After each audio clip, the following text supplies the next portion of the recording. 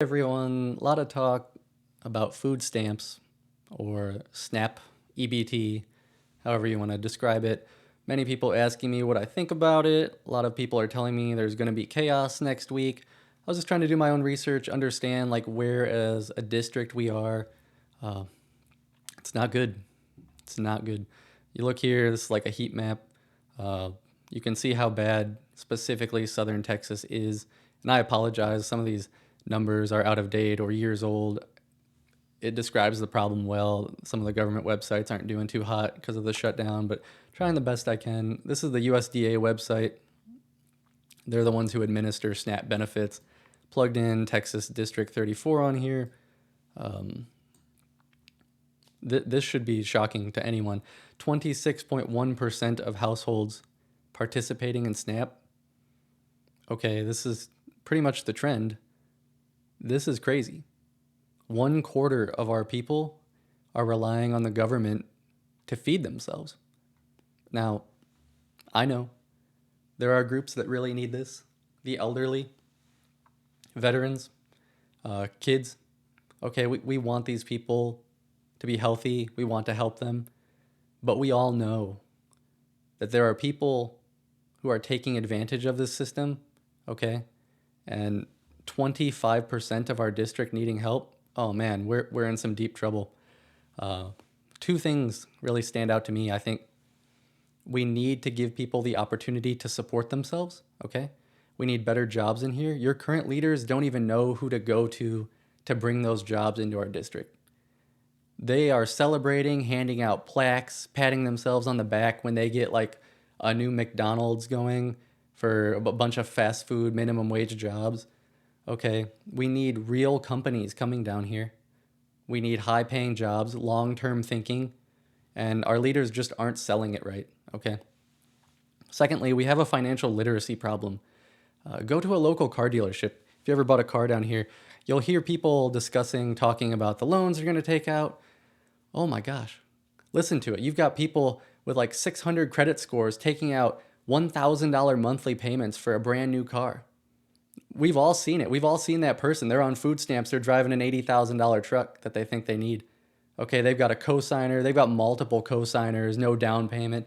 It's a financial literacy problem down here. And you'll see there's online rankings people do. South Texas is just about dead last in financial literacy. It's so bad.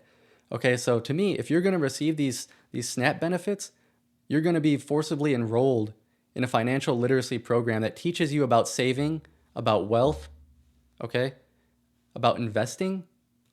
There is no get rich quick scheme out there. You need to save money. You need to dig your way out of this hole and not rely on the government for multiple years, decades, sometimes generations. You'll see families on this and they just never dig themselves out of it. Okay, and that, a lot of it, and it's a hard subject, but a lot of it is financial literacy, you know? And we want our citizens to be stronger. We want them to be able to support themselves. And you hear these Democrats just crying crocodile tears. Oh no, oh, it's okay. They don't want you to be able to support yourselves. They want you to have to go to them to survive. And that's just not right. And to that point, you know, the Democrats, they have the power right now. They could end this tomorrow. We only need a few more votes and the government reopens. The Democrats are holding it hostage, okay? This is the only leverage they have. So they're going to let this expire, and their hope is all these sad faces are going to be like, we want food stamps. It's the Republicans' fault. Trump did this. The Republicans control both chambers of Congress. You need more than 50 votes to do this. You need the Democrats to open it, okay? And they can do that right now. We just want a continuing resolution. Just fund the government the same as you did last year. And they're not doing it.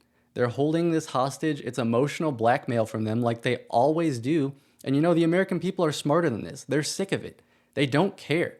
Nobody cares about the Democrats anymore. Okay, either you're young enough that you've seen through it and you've joined the Republican Party, or you're kind of like a working age adult and you're just sick of it. Okay? Nobody's listening to them anymore, and nobody cares about their crocodile tears. Full support to the president and the Republican Party. We're not moving an inch on this. They're ridiculous. Let them burn themselves out. They're gonna fail here. They're gonna land with a big egg on their face like they always do. It's just gonna happen. I feel bad. I feel bad for the people in this district that got in the crossfire. I feel really bad. Our elderly, our kids, our veterans, the churches, maybe the Republican Party. We all need to step up, support the groups that really need it right now, because there are groups that do. This program was set up, temporary assistance. You got to support the people in your citizenry that just have no other way. But it's those people. Everyone's seen it. You go to HEB, you got a little basket. You're trying to budget. You're trying to save. You get a dozen items. It's going to cost you $70. Then someone walks by. They got damn near 2 carts full of food. They swipe their EBT card to pay for it all. They get in a huge brand new SUV, and you're just wondering, like, what is wrong with this system? What's wrong with it? So I don't know what SNAP 2.0 needs to look like. Maybe it's a matter of like handing out the actual necessities that people need. You're talking rice, beans, tortillas, milk, like staple foods. Get rid of this junk food. Get rid of the soda. There's a lot of corporations that lobby for that money, but it's ridiculous. We have a real obesity problem down here. We have a real SNAP problem. Okay, all this seems like the same problem, different faces of it. We got to get people healthy. We got to have them self-sufficient. Okay, and we got to look after the people that really need looked after. I got to think more about this, but it's definitely it's bad. It's worse than I thought. It's got to become a core component of this platform. Like how do we get that number down? How do we bring real jobs into this district? How do we bring opportunity to people? Let me know what you've seen around the district. Let me know if you're concerned. Do you know anyone affected? Is there any way that I can help? If I can get in touch with anyone, try and get them to help more.